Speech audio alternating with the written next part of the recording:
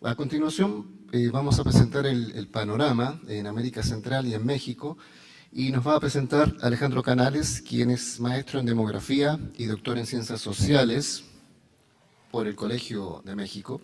Alejandro es profesor e investigador en el Departamento de Estudios Regionales de la Universidad de Guadalajara en México. Alejandro, te dejo con la palabra. Bueno, gracias por la posibilidad de estar acá y de la invitación para trabajar en este proyecto, este gran proyecto, lo que implica el Pacto Mundial sobre las Migraciones. Lo que voy a presentar es el informe de la parte de México y Centroamérica, la subregión México y Centroamérica, que hicimos con una colega del Colegio de la Frontera Sur, Marta Luz Rojas, que creo que anda por ahí también. Y voy a dedicar básicamente a presentar la parte descriptiva del informe, aprovechando de que ella más tarde presenta en otra mesa y va a dedicarse más a las partes de lo que tiene que ver con gobernanza, derechos humanos y políticas y programas, ¿no? Si el tiempo me da, me acortas ahí, Jorge, por favor. La presentación está organizada en 5 grandes ejes para describir el panorama de la migración México-Centroamérica en general, ¿no? Hay un punto que quedan fuera, ¿no? Evidentemente, ni modo. Están dentro del informe, pero no están, y dentro del resumen, pero para la presentación lo he dejado fuera.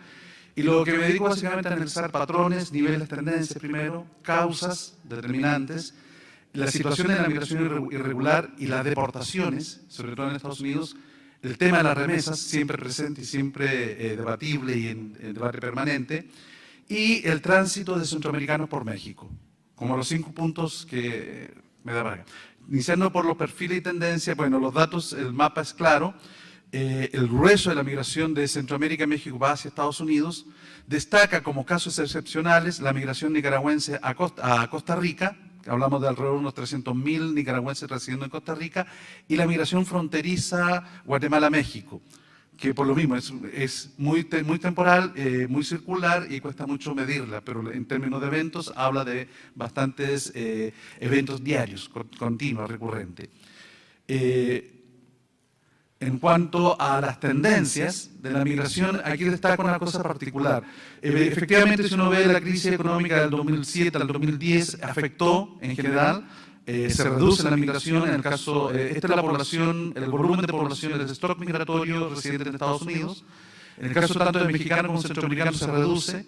Lo interesante es cómo Centroamérica recupera una tasa de crecimiento y un ritmo de crecimiento a partir del 2009-2010, mientras que México entra en una etapa de estancamiento, con una pequeña caída y después una recuperación en los últimos 2 años, y es lo que se ha conocido en México como la etapa de saldo neto migratorio nulo o cero.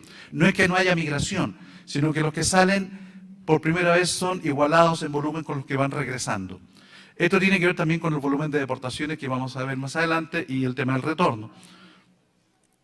En cuanto a los perfiles de la población, que me estoy dedicando básicamente a la migración centroamericana y mexicana que va a Estados Unidos, que representa más del 80-90% de los flujos migratorios.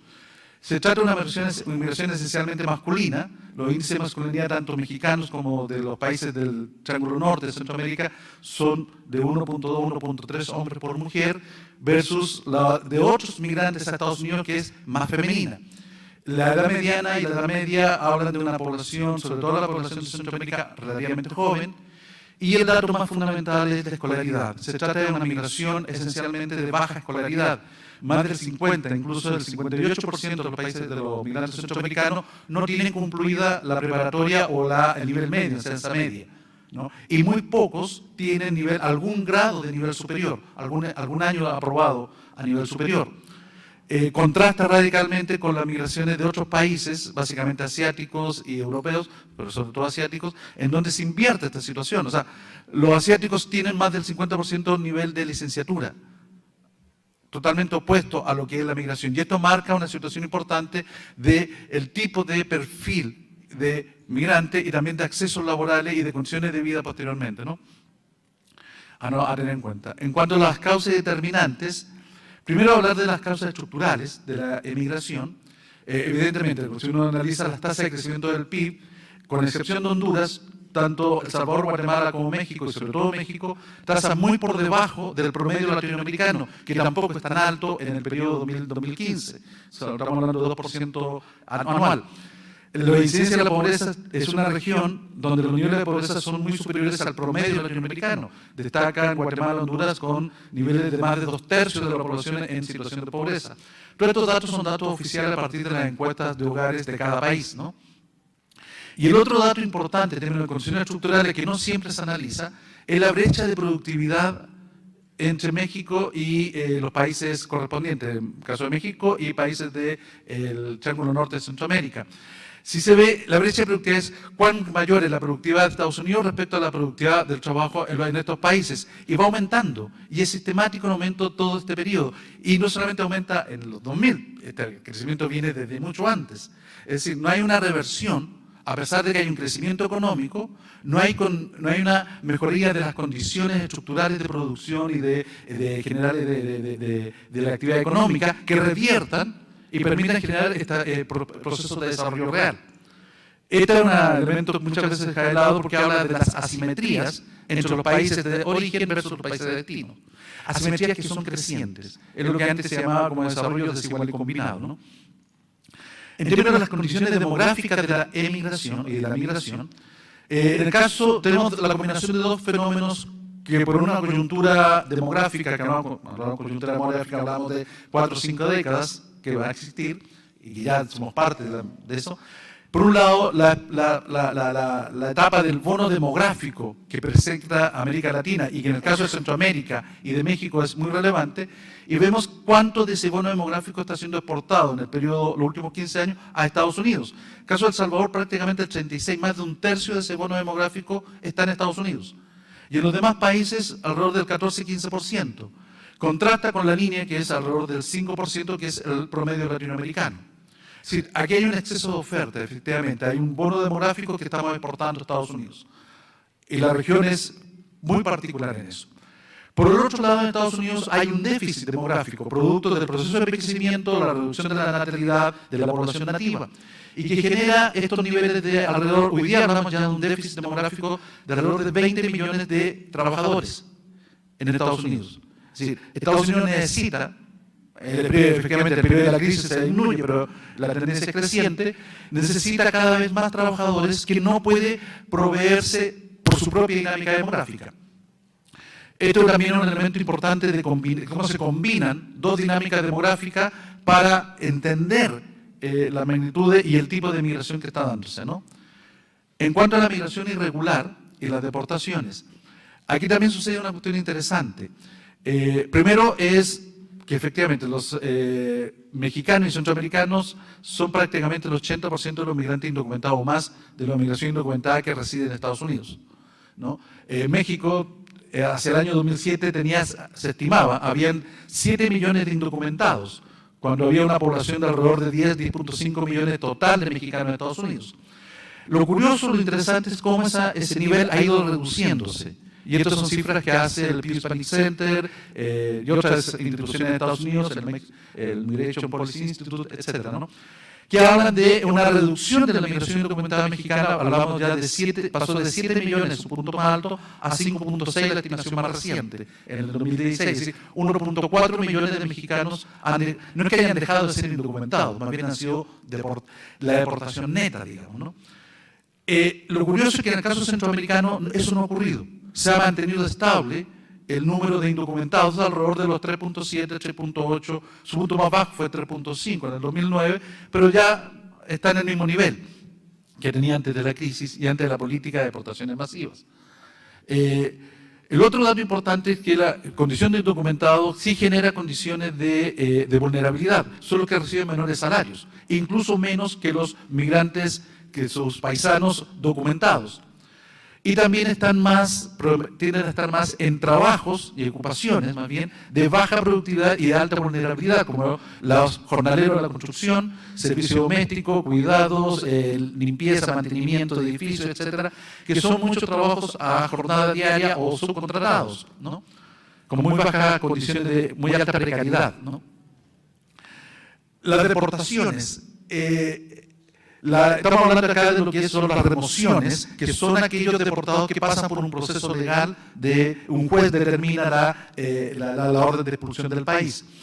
Efectivamente hay un proceso a partir del periodo 2005, empieza 2006, un proceso de deportaciones masivas que se llama, y estamos hablando de más de 300.000 o hace 400.000 llegó a estar deportaciones al año.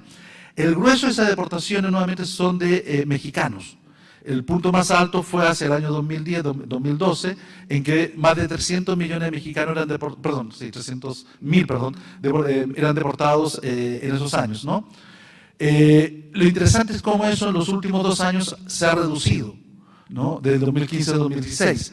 Esto habrá que ver qué pasa esta situación con el nuevo gobierno, con las nuevas políticas o la intensificación de una política antimigratoria y sobre todo antimexicana y antilatina.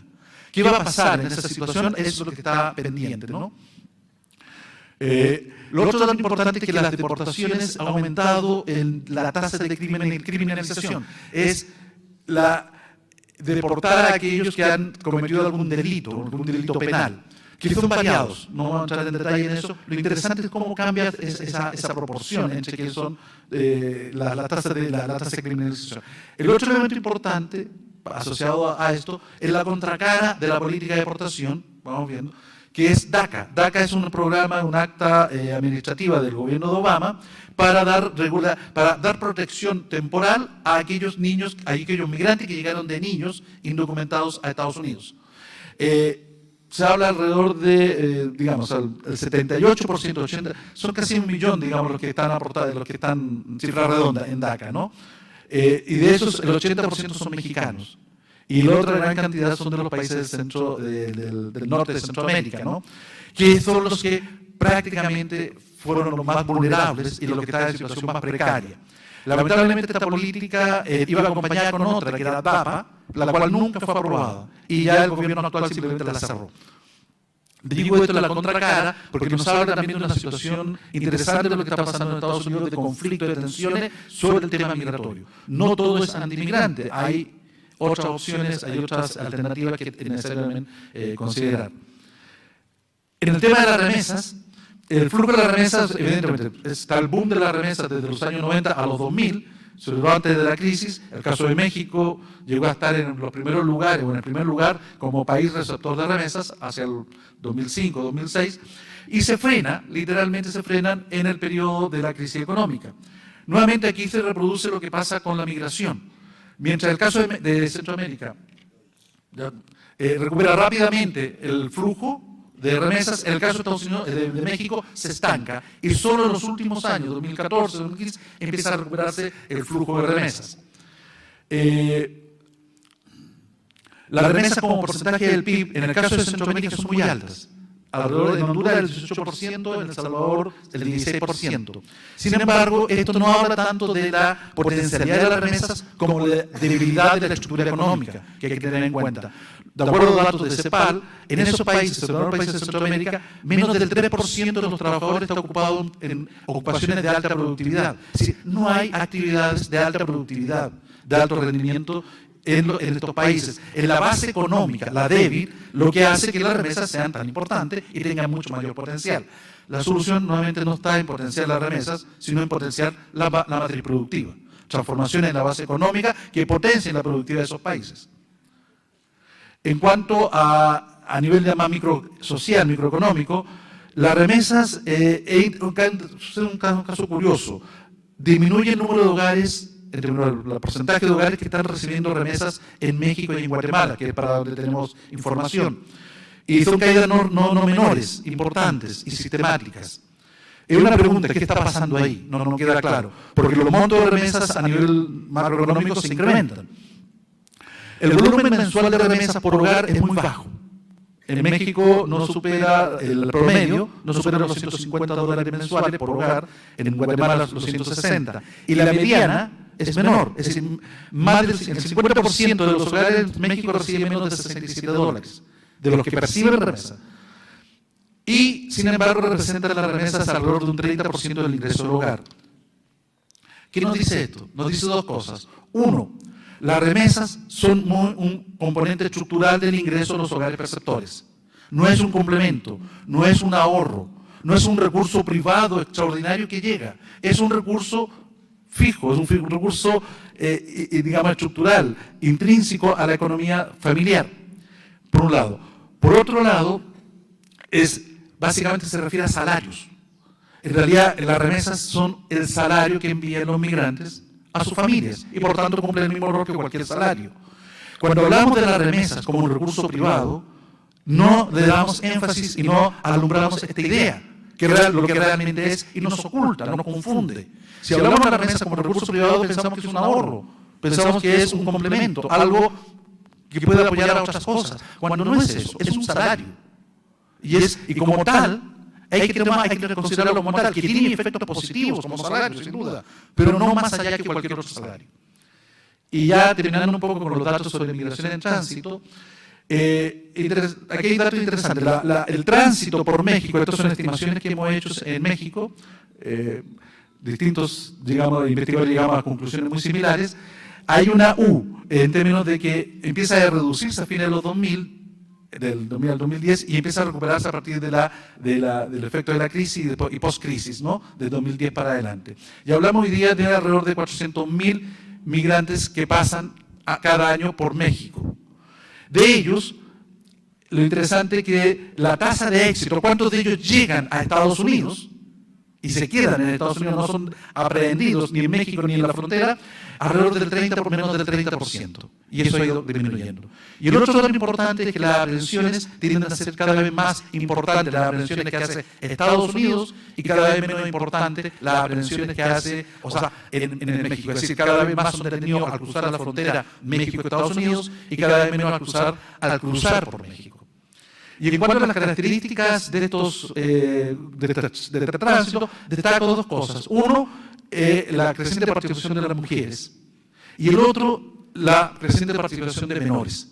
Y este es un dato fundamental. Si se dan cuenta, fijan, la gráfica del medio de arriba son los menores devueltos, aprehendidos por las autoridades mexicanas. Y se dispara en los últimos 3 años. Los menores no acompañados pasan de 4.000 a 16.000 al año. Y estos son menores no acompañados solamente centroamericanos. Y este es un tema. Un issue real y muy importante porque afecta directamente a grupos muy, muy vulnerables.